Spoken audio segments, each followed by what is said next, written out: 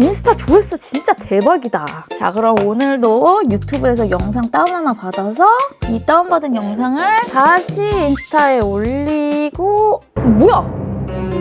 인스타 조회수가 왜 이래? 내 인스타 왜 이래? 인스타그램에도 엄청난 변화가 시작되었습니다. 마치 유튜브처럼 변하고 있는데요. 알고리즘이 점점 정교하게 발전하고 있습니다. 오늘은 인스타그램의 변화를 정리해보고 그리고 유튜브를 어떤 식으로 바라봐야 될지 오늘 함께 정리해볼게요. 인스타그램이 지난 4월 30일에 공식 발표를 했습니다. 자기가 만들지 않은 콘텐츠를 반복적으로 리포스트하거나 남의 작업물을 주로 공유하는 계정은 앱 전반에 추천해서 제외된다고요. 그동안에 인스타그램은 정말 많은 분들이 카피를 좀 했었던 것 같아요. 사실 딱히 제재도 없었고요. 그래서 이슈도 사실 많았죠. 열심히 만든 나의 정성스러운 작업물을 그대로 카피해서 올리는 분들이 솔직히 좀 많았어요. 그렇지만 이제는 인스타그램의 알고리즘이 점점 정교해지면서 인스타그램이 특단의 조치를 취하게 된 건데요. 문제가 있는 계정은 앱 전반에 추천해서 제외된다고 했지만 다만 팔로워에게 노출되는 방식은 그대로라고 합니다. 탭이나 추천 피드와 같은 신규 도달 경로가 차단되는 거예요. 그러니까 기존 팔로워한테는 뭐 보여줄 수 있지만 앞으로 신규 유입을 하기는 어렵다는 거죠. 그러니까 계정의 성장이 어려울 거라는 겁니다. 특히 이번엔 오리지널 콘텐츠의 기준도 명확해졌습니다. 본인이 직접 찍거나 디자인한 콘텐츠뿐만이 아니라 제3자의 소재, 그러니까 밈이나 인기 클립 같은 것들 있잖아요. 이런 것들을 쓰더라도 유머, 해설, 문학적 맥락, 그리고 독창적인 테스트, 보이스 오버 같은 요소를 더해 의미 있는 편집을 했다면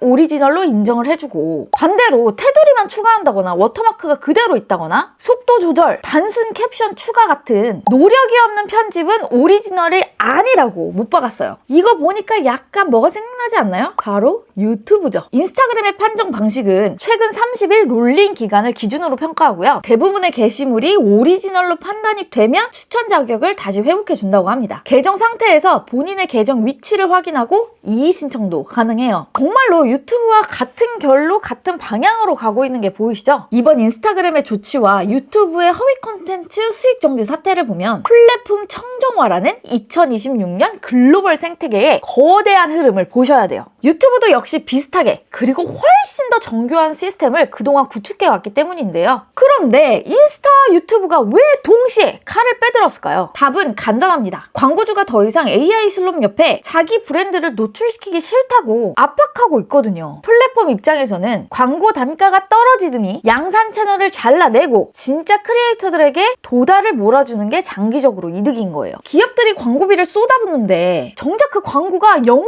없는 기계 영상 옆에 붙는다면? 아니면 짜집기나 남을 따라하는 영상에 붙는다면? 플랫폼 입장에서는 VIP 고객인 광고주를 잃느니 양산형 영상이나 짜집기 영상 등 100만 개를 잘라내는 게 훨씬 더 남는 장사라는 겁니다. 실제로 이런 사태는 제가 지난번에도 말씀드렸듯이 과거에도 일어났던 일인데요. 그때 정말 문제가 심각한 영상이 있었는데요. 그 앞에 자동차 광고가 붙어 있었던 적이 있어요. 그때 그 기업이 보이콧을 했습니다. 더 이상 유튜브에는 광고를 주지 않겠다고 말이죠. 그래서 난리가 나고 뉴스에도 나왔었는데요. 이렇게 광고주를 잃는 거는 유튜브나 인스타그램 입장에서 손해인 거죠. 또한 시청자의 피로로도 한몫을 하고 있습니다. 여러분, 음원 사태도 아시죠? 음원 수익을 만들어준다는 플랫폼이 등장하자마자 진짜 많은 사람들이 외국 영상, 남의 영상 퍼다가 짜집기가 양산되었습니다. 저는 그것을 보면서 왜 사람들이 이렇게까지 할까? 유튜브가 절대로 가만두지 않을 건데. 그리고 이 행태는 모두가 서로를 죽이는 행동이거든요. 이런 채널들이 수익화에 성공하면서 유튜브 생태계를 교란하자 유튜브에서는 음원 수익을 줄여버렸습니다.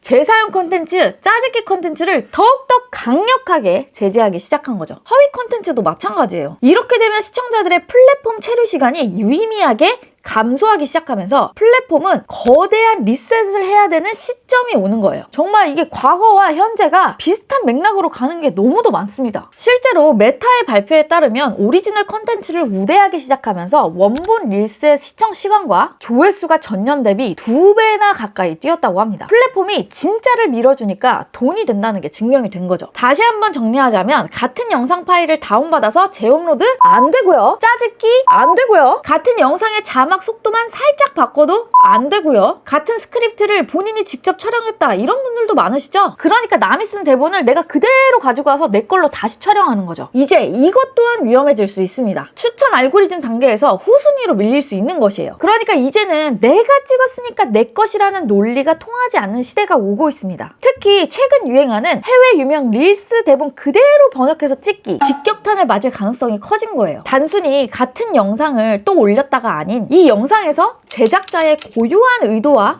편집적인 노력이 담겼는가를 보겠다는 겁니다. 정말 인스타와 유튜브가 비슷하죠? 인스타는 이러한 재사용 영상을 올린 계정을 어그리에이터라고 정의한 것처럼 유튜브도 대량 생산되는 채널을 스팸으로 필터링하고 있습니다. 화면의 구도, 전환 타이밍, 자막의 위치, 오디오 파형 패턴이 기존 인기 영상과 8에서 90% 일치하게 되면 알고리즘이 템플릿 기반의 복제물로 낙인 찍힐 수가 있는 거죠. 여러분, 이것은 또 몇 년 전에도 아동용 콘텐츠와 아주 비슷한 결의 사건이 있었어요. 제가 진짜 11년 동안 유튜브 하면서 정말 여러 가지 일을 보고 경험을 했거든요.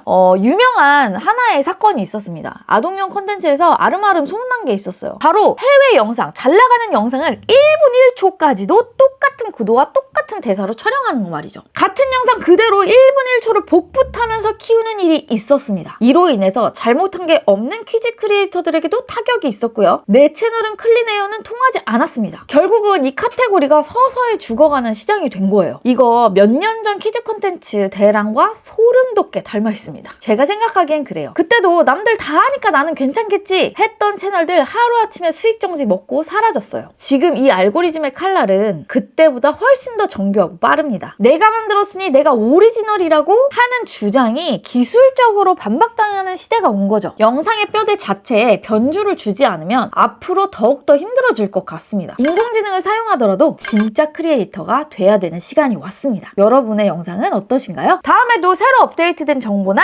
꿀팁 가지고 올게요. 구독과 좋아요, 알림 설정 눌러주세요. 그럼 안녕!